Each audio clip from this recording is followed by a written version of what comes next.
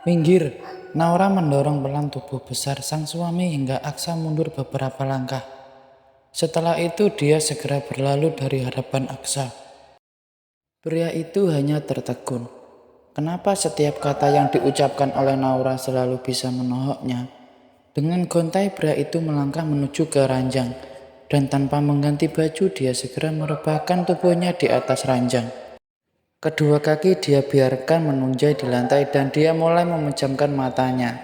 Hingga akhirnya dia terlelap dalam mimpi.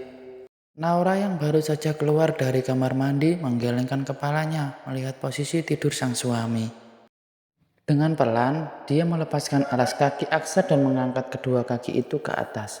Setelah menyelimuti tubuh sang suami, dia yang sudah mengganti baju dengan dress rumahan berbaring di sofa single yang cukup besar dan luas untuk menampung tubuh mungilnya.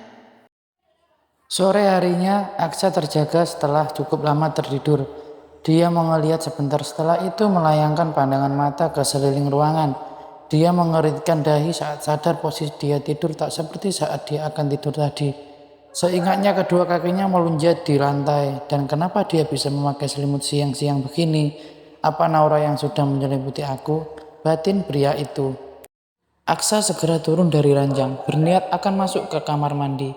Mata alangnya menangkap tubuh mungil sang istri tengah lelap tertidur di sofa. Rasa kesal dalam hatinya muncul saat itu juga.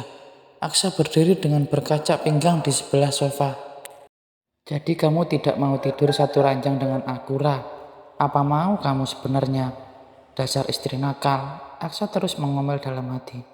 Tapi tak urung senyumnya terbit saat melihat wajah tenang yang begitu cantik saat diam itu.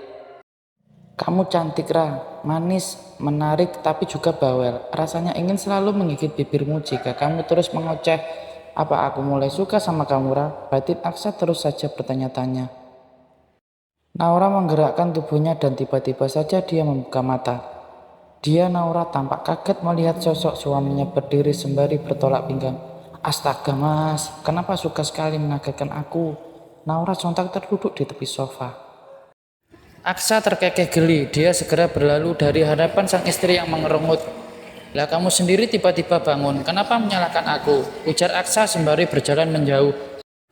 Naura hanya bisa memendam rasa kesal di dalam hatinya. Punya suami modal Aksa memang benar-benar menguji kesabaran.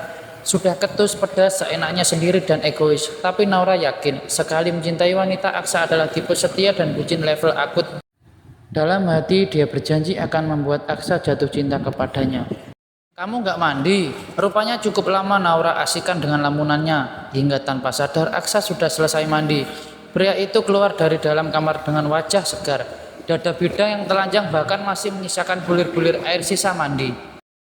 Naura menelan salivanya sendiri. Dia memalingkan wajahnya yang memerah.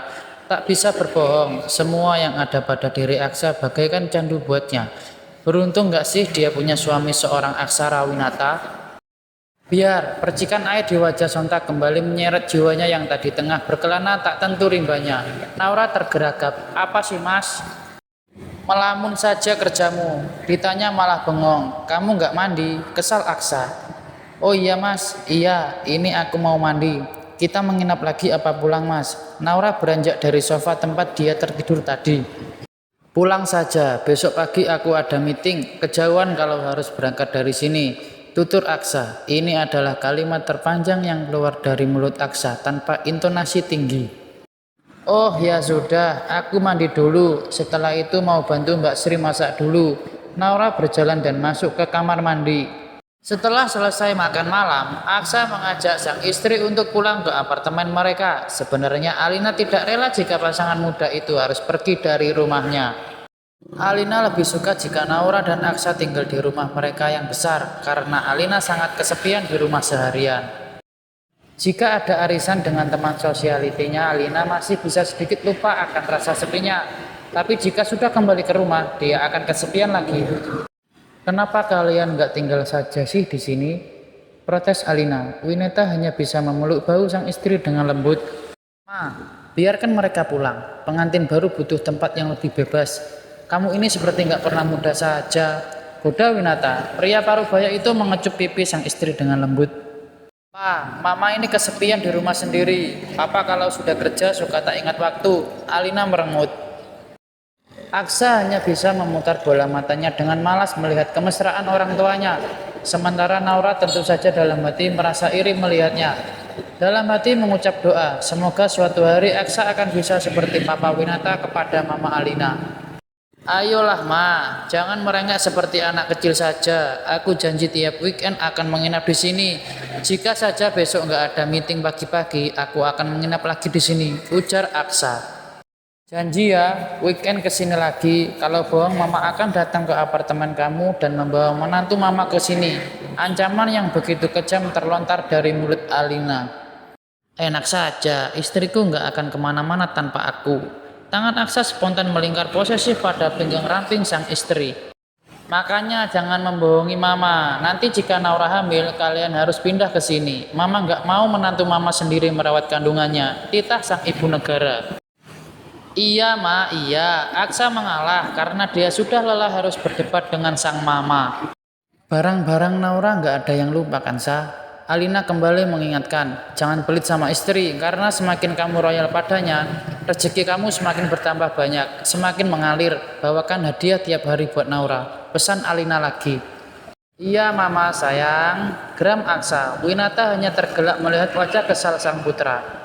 Tadi sudah dibantu Mbak Sri masukin ke mobil, Ma. Rara pamit ya, terima kasih sudah mengajak Rara jalan-jalan tadi. Mama dan Papa sehat-sehat ya. Naura memeluk tubuh sang mertua dengan erat, bahkan matanya sudah berkaca-kaca. Dia teringat akan sosok sang mama yang sudah tiada. Iya sayang, Mama titip putra Mama ya, tolong jaga dia. Jika nakal, jewer saja telinganya. Mama ikhlas. Alina terkikik geli.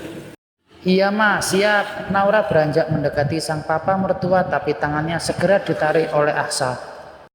Sudah nggak usah pelukan sama papa. Bukan muhrim, sergah pria itu.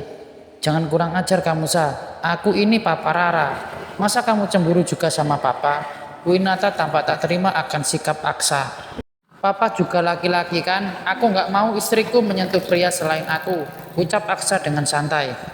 Mata Winata dan Alina sontak melontot tajam, sementara Naura menahan tawa. Suaminya memang benar-benar istimewa. Dasar anak kurang ajar, sergah Winata lagi. Aksa tergelak dan dia segera mengajak sang istri masuk ke dalam mobil. Tak lama mobil sedan mewah itu sudah mulai melaju meninggalkan halaman rumah Winata.